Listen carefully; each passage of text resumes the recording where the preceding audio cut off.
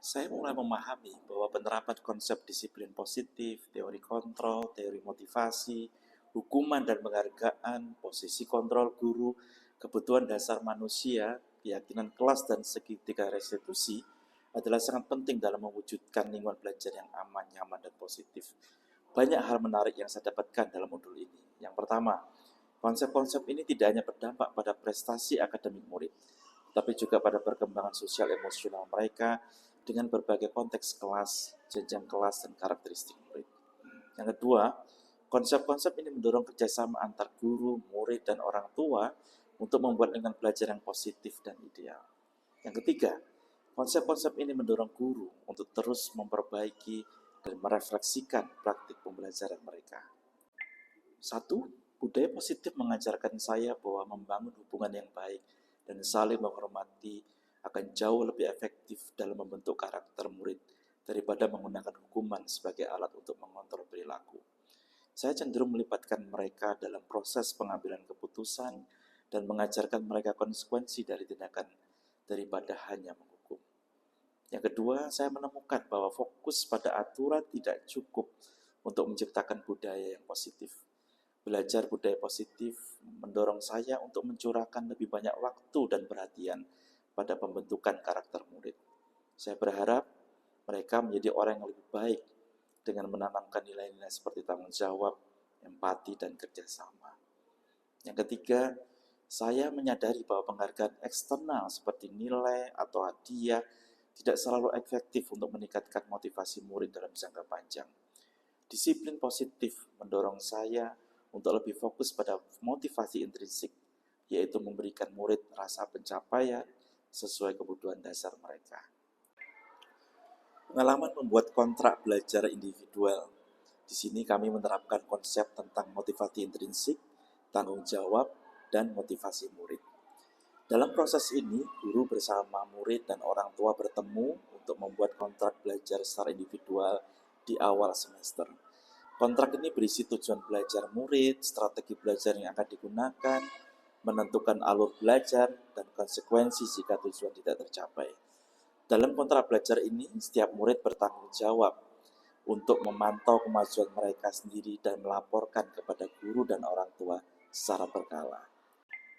Saya merasa puas karena telah melibatkan orang tua dan murid secara aktif dalam proses pembuatan kontrak belajar individual. Hal ini menjadi dasar yang kuat untuk mencapai tujuan pembelajaran bersama.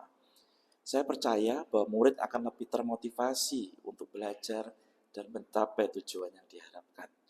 Saya juga merasa tertantang untuk memenuhi harapan, terutama jika tujuan yang ditetapkan cukup tinggi. Ada beberapa hal baik dalam penerapan konsep. Yang pertama, mendorong murid untuk bertanggung jawab atas proses belajar mereka sendiri.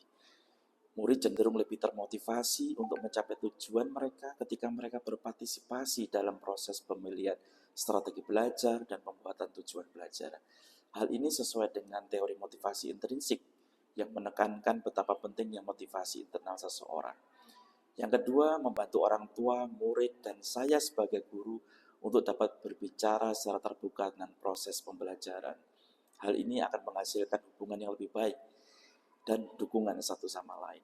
Yang ketiga, memungkinkan saya menyesuaikan pembelajaran dengan kebutuhan dan gaya belajar masing-masing murid.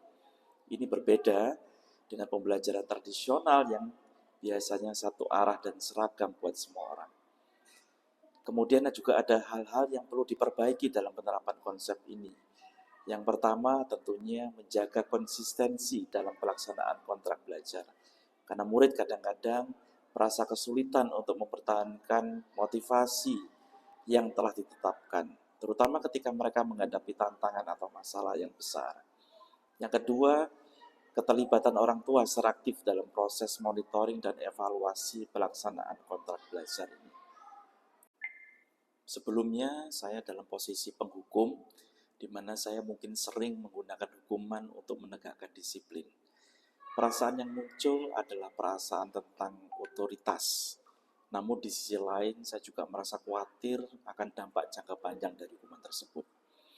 Setelah mempelajari modul ini, saya memposisikan diri sebagai seorang manajer di mana saya berusaha membuat lingkungan belajar yang kondusif, mendorong partisipasi aktif murid, dan membantu murid untuk mencari solusi untuk mengatasi kesulitan mereka hadapi.